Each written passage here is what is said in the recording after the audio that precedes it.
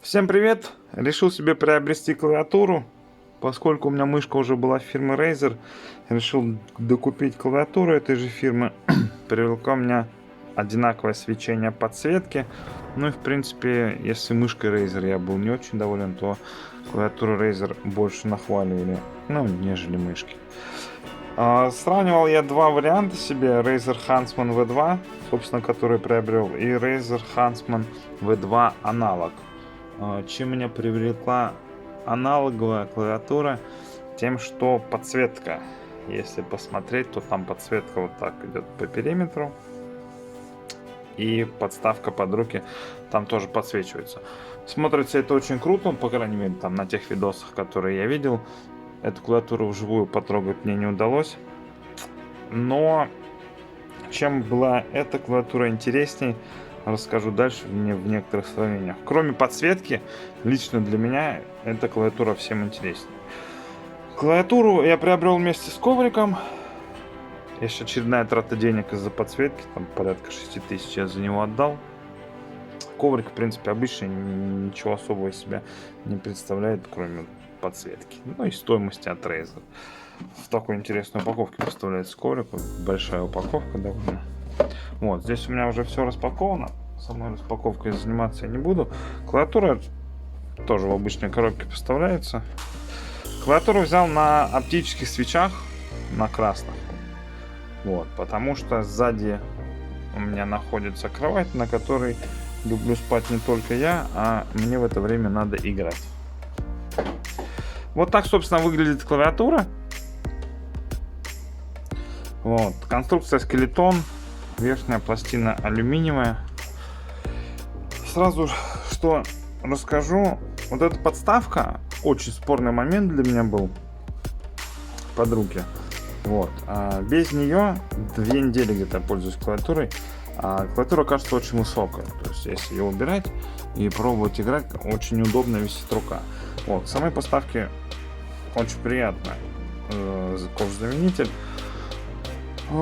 Минут через 15, наверное, уже после того, как сидишь, играешь, если честно, руки начинают на ней потеть. Она на магнитах, очень удобно коннектится, но если вот двигать отдельно клавиатуру, то по этому же коврику, как видите, не очень хочется, если там сторона.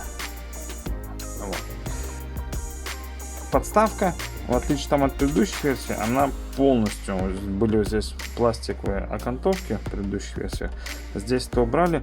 На мой взгляд, подставка чуть-чуть высоковата, потому что когда рука лежит, там ближайшие клавиши Enter, Alt, Ctrl, Alt, не всегда удобно нажимать. Вот. По поводу подсветки, что бы хотел сказать. Ну, на картинках она смотрится куда более бомбическая. В реальности, если посмотреть, здесь кейкапы, они сделаны по БТ-пластика двойного литья. Вот, который не очень-то любит пропускать свет, если посмотреть. Плюс кириллица, она вся нанесена краской.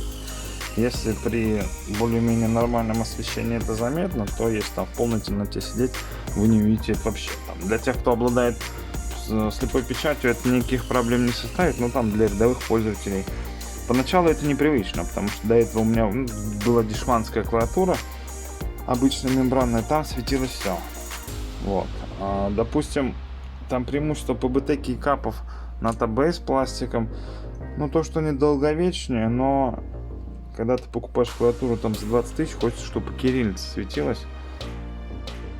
Давайте будем честны, что в принципе и пластик ABS, не то чтобы он совсем отвратительный, не такой долговечный, как ПБТ, но и ABS клавиши довольно тяжело стереть. Кнопка FN на клавиатуре присутствует, что интересно, когда ее нажимаешь, то остаются видны только клавиши, подсвечиваются, на которых назначена FM. Вот, колесико громкости присутствует. Если на него нажать, то отключается звук полностью.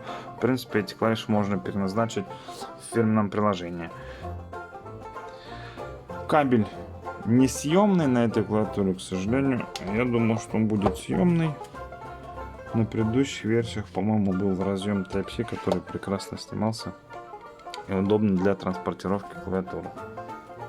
Стабилизаторы пробела и Enter, но у меня не было там предыдущих клавиатур Razer, хотя я их достаточно много походил, потыкал. В принципе, все на уровне. Не шибко идеально, в общем, если сравнивать, но для того, как делал Razer, ну, прекрасно для самих себя. Главной фишкой, наверное, этой клавиатуры является то, что это оптико-механическая клавиатура, и скорость срабатывания клавиш 0,2 миллисекунды. В реальной жизни, там, в реальных играх, после своей мембранной клавиатуры, я когда пересел, ну, разница действительно чувствуется.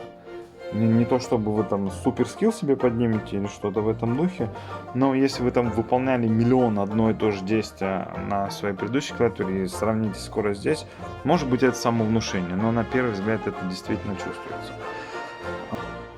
Специальная звукопоглощающая пена установлена в этой клавиатуре. Вот, и если послушать клавиши, то как они звучат, если не брать Enter,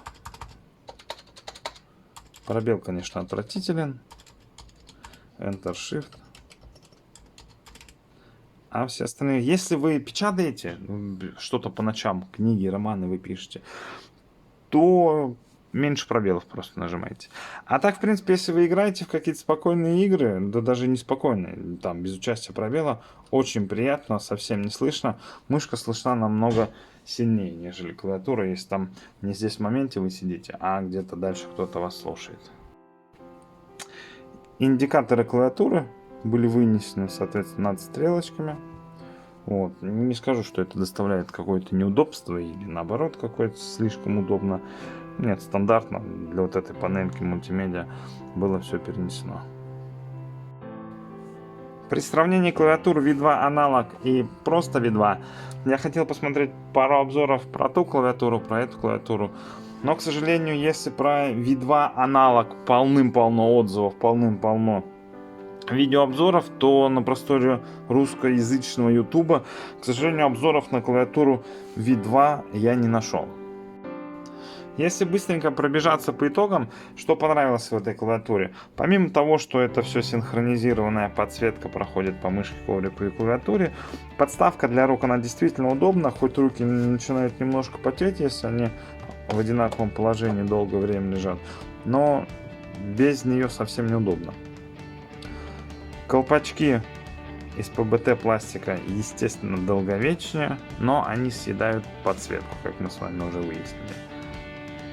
Звукопоглощающая пена, которая заявлена производителем, шикарно справляется со своим делом. Если, в принципе, смотреть на качество сборки, то, ну, это Razer. Никаких люфтов, ничего. Хотя клавиши немножко дребезжат, если послушать. Ну, сколько раз в жизни вот так вот делали клавиатурой. Магнитная подставка тоже очень удобно, что она никуда не теряется, но, как мы уже с вами выяснили, сама по себе она вместе с клавиатурой тоже не переезжает. Про коврик пару слов скажу. Стандартный коврик, в принципе, довольно приятный на ощупь, прорезинованный низ, чтобы не скользил. Подсветка идеально дополняет друг друга. Для этого пользовался тоже пластиковым хиксом от Razer. Довольно легко я перешел с него, хотя вот этими пластиковыми ковриками очень давно я пользуюсь. Первые коврики, к которым я нормально привык. Надеюсь, кому-то этим обзором я помог. Я не снимал его там для лайков, для подписок. Просто я, когда искал сравнение клавиатур, мне хотелось, чтобы какой-никакой отзыв об этой клавиатуре я нашел. Потому что потрогать эти клавиатуры в магазинах, ну, невозможно, не дают продавцы. Во многие магазины я ходил. До покупки никто вам не достанет ее и не даст поклякать. На этом все. Всем большое спасибо за внимание и пока.